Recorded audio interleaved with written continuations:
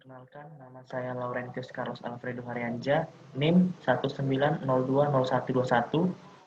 Prodi Fire Safety Kelas C, mata kuliah Ekologi Lingkungan, waktu dan tanggal Selasa 20 April 2021.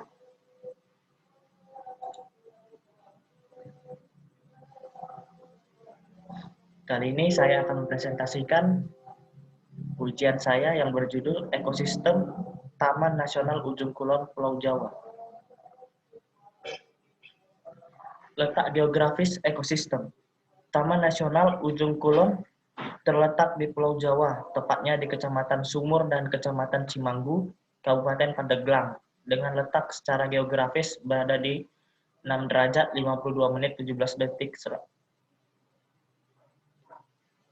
sampai 105 derajat 02 menit 32 detik bujur timur dan 6 derajat 30 menit 43 detik sampai 105 derajat 37 menit 37 detik lintang selatan dengan luas kawasan taman seluas 122.956 hektar. Ekosistem tipe Taman Nasional Ujung Kulon. Kawasan Taman Nasional Ujung Kulon memiliki 3 tipe ekosistem, yaitu ekosistem daratan atau terestrial, terdiri dari hutan hujan tropika, dataran rendah yang terdapat di wilayah Gunung Honje, Semenanjung Ujung Kulon, Pulau Poucang, dan Pulau Panaitan. Ekosistem perairan laut terdiri dari terumbu karang dan padang lamun yang terdapat di wilayah perairan Semenanjung Ujung Kulon, Pulau Handelem, Pulau Pucang, dan Pulau Panaitan. Ekosistem pesisir pantai terdiri dari hutan pantai yang terdapat di sepanjang pesisir pantai dan hutan mangrove di bagian timur laut Semenanjung Ujung Kulon. Ketiga ekosistem tersebut mempunyai hubungan saling ketergantungan dan membentuk dinamika proses ekologi yang sangat kompleks di dalam kawasan. Populasi yang terdapat di dalam Taman Nasional Ujung Kulon. Flora, Batriohora geniculata, Slaydon spiflorum, Heritiera, Persoriaceae, dan Cnema globularia. Banyak pula berbagai jenis tumbuhan yang telah dimanfaatkan masyarakat, baik untuk kayu pertukangan, obat-obatan, tanaman hias, maupun pangan. Jenis-jenis yang telah dimanfaatkan tersebut antara lain bayur, dalam bahasa Latin, Pterospemum javanicum, dan berbagai rotan, Calamus sp. sebagai bahan pertukangan. Kayu gaharu, Aculearia malacensis, kayu cempaka, Michelia campaka, dan kayu jambe, Areca categu, sebagai bahan obat-obatan. Anggrek atau Dendrobium sp. sebagai tanaman hias. Tangkil, Gnetum gnemon, dan salak, Salasa edulis, sebagai bahan pangan.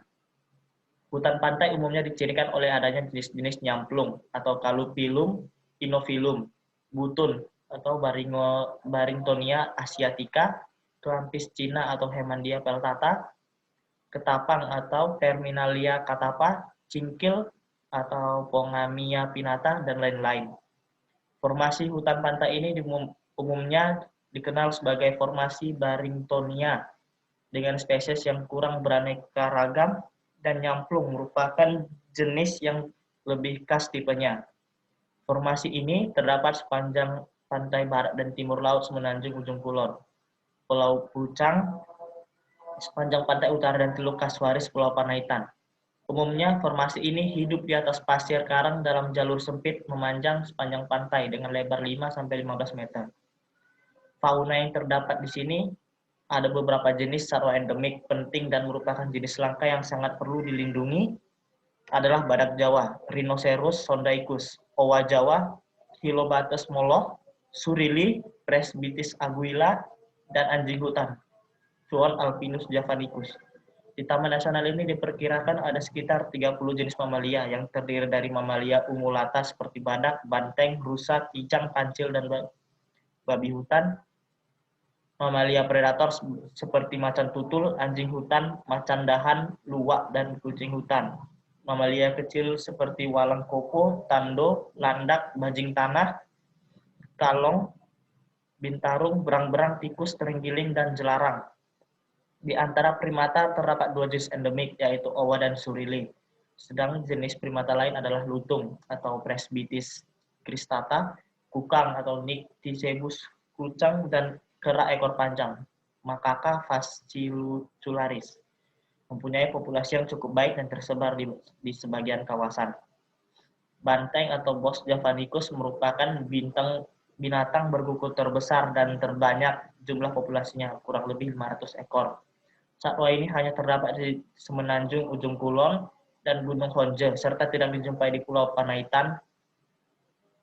Rusa atau Cervus timorensis di semenanjung ujung kulon dan Gunung Honje terdapat dalam jumlah dan penyebaran yang sangat terbatas, dan di Pulau Pucang terdapat dalam jumlah yang sangat banyak, dan di Pulau Panaitan menunjukkan perkembangan yang semakin banyak.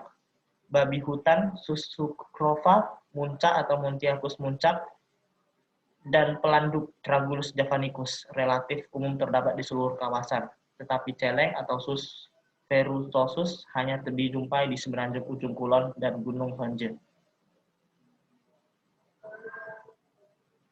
Manfaat ekosistem.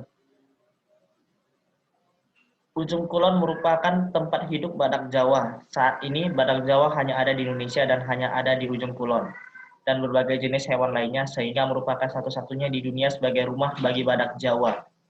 Selain badak Jawa, kawasan hutan Taman Nasional Ujung Kulon merupakan rumah bagi hewan langka lainnya seperti macan, owa Jawa, dan berbagai jenis burung.